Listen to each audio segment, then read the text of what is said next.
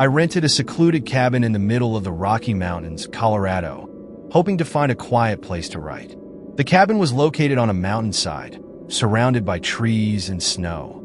The only road leading to it was a trail that was nearly an hour's drive away, and in the winter, the place was almost deserted. The first 3 days went perfectly. The air was fresh. There was no phone signal, just me, the crackling fire in the fireplace, and the breeze outside the window. But on the 4th day, something strange happened, something I will never forget. As I sat writing, enjoying the quiet, there was a knock on the door. Knock, knock, knock. I jumped. It was about 8 p.m., and it was pitch black. Who could be here at this hour? In the middle of a snowstorm? My heart pounded as I tiptoed to the door. There was no peephole, no security camera. I had to open the door myself. Standing on the porch was a man.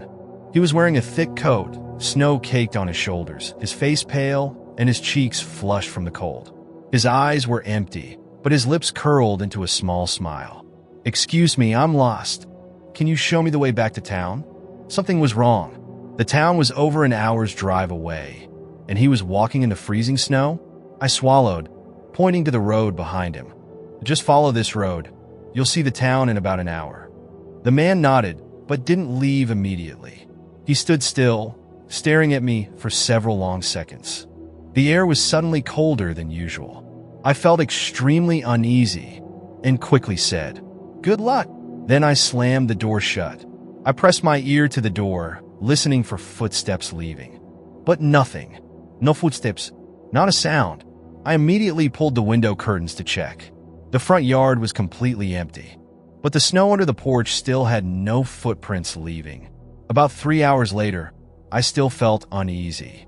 I told myself that maybe he really did leave, but I couldn't forget the strange feeling of him standing still, not saying anything. I decided to pull the curtains of the back door, which overlooked the forest, and my heart almost burst. There were footprints, clear footprints in the snow, leading around my house from the front door around to the back, as if someone had walked around the cabin to observe the inside. I took a deep breath, locked all the doors, turned off all the lights, and ran straight to my bedroom. I didn't dare sleep. I sat on the bed, my back against the wall, listening to every little sound. The wind howled outside the window. Snow was falling softly on the roof. Then I heard it. Boom, boom, boom. The knocking sounded again. "Hey, open the door. I'm still lost." It was him, but this time his voice wasn't friendly. It was deeper, more creepy. I held my breath, trying to stay quiet, but he kept knocking. "I know you're awake." I shook, grabbed my phone, and called 911, saying someone was threatening me. The police said they would be there in 30 minutes. But could I survive 30 minutes? After about 5 minutes, the knocking stopped. But the silence was even more terrifying. I tried to listen, but there were no footsteps leaving. Then I heard something. Footsteps on the roof. He was up there. He was crawling on the roof, as if trying to get into the house. I held my breath, lifted a chair to block the bedroom door, and held a kitchen knife in my trembling hand. The police were still 15 minutes away. I looked up at the ceiling, where the creaking sounds were coming from. Then my window shook violently. He was trying to get in. The sirens sounded in the distance.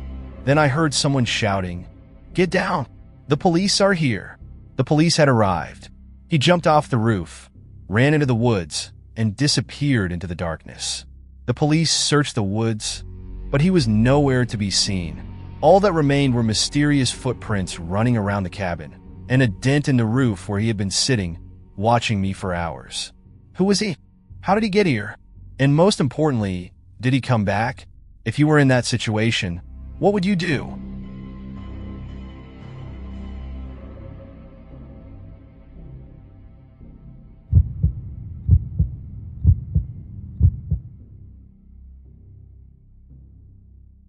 I work at a 24/7 ice cream shop in a small shopping mall near the suburbs. The area used to be bustling, but now there are only a few shops left. The others are closed or abandoned, making the area deserted and creepy at night. I usually work the night shift, from 11 p.m. to 4 a.m. Most of the time, the shop is empty aside from a few groups of students who like to hang out or drivers who stop by. But that day, things weren't normal. Around 1 a.m., a group of 4 teenagers walked in, laughing and joking loudly. I was secretly glad that at least someone had come, breaking the eerie silence of the night. But after they left, the shop returned to an eerie silence. There were no cars driving by. No one walked past the glass doors. Everything was immersed in an unnatural silence. The strange feeling of loneliness made me decide to go outside to get some air. I opened the door, stepping out into the deserted parking lot, with only a few flickering streetlights casting long shadows on the ground. That's when I noticed the first strange thing. Across from my ice cream shop was an old, long-abandoned store. The glass doors were opaque, and the inside was pitch black. But when I glanced over, I saw a small light.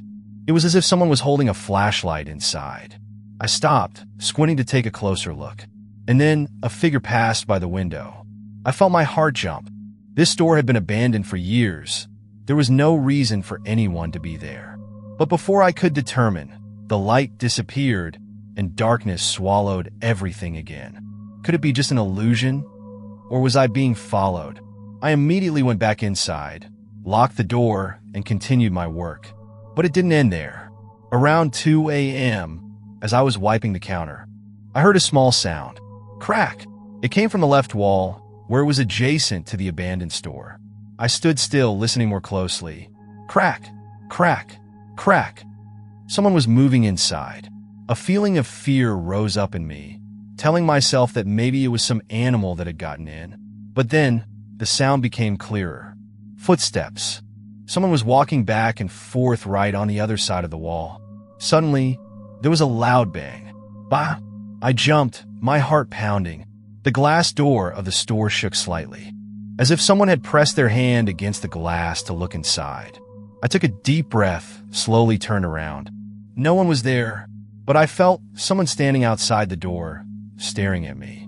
About 5 minutes later, the store was still silent. I tried to calm myself down. Maybe it was just my imagination. Then the door opened. A man walked in. He looked unusual. About 40 years old. Thin, with greasy hair, a long, messy beard, and a strange, vacant look in his eyes. But the worst thing was that he smelled bad, something musty and rotten, as if he had been in a closed place for days. "Hello, can I help you?" I asked, trying to stay calm. He didn't answer. He just stood there, staring at me. Then he smiled, an unnaturally long smile, revealing a set of disgustingly yellow teeth. He didn't order anything, didn't say anything, just stared at me, then stepped back and left. I was completely creeped out, but it wasn't over yet.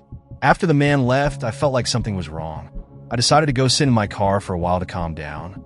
About 15 minutes later, I looked up at the store, and my heart stopped. 2 men were walking into the ice cream shop. One of them was the guy from earlier. The other was wearing a dark jacket, and he was holding something. I thought it was a knife. I froze, my hands shaking as I held the phone to call 911. From a distance, I saw 2 men walk past the counter, rummaging through the store. But they didn't take anything. They were just looking for someone looking for me. When the police arrived, they were gone. Later, the police found the back door of the abandoned store forced open. It seemed like they had been hiding there, watching me, and when they saw I was alone, they decided to make a move. They weren't thieves. They didn't rob me. They didn't take anything. They just wanted to catch me. I never worked the night shift again.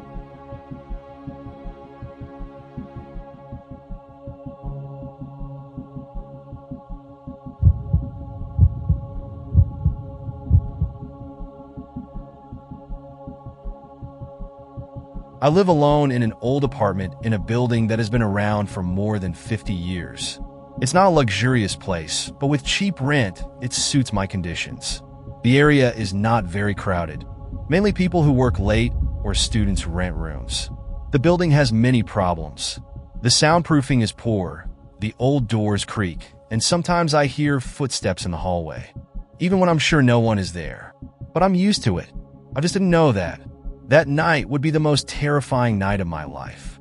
I came home earlier than expected at around 9 p.m. because the company let me off early.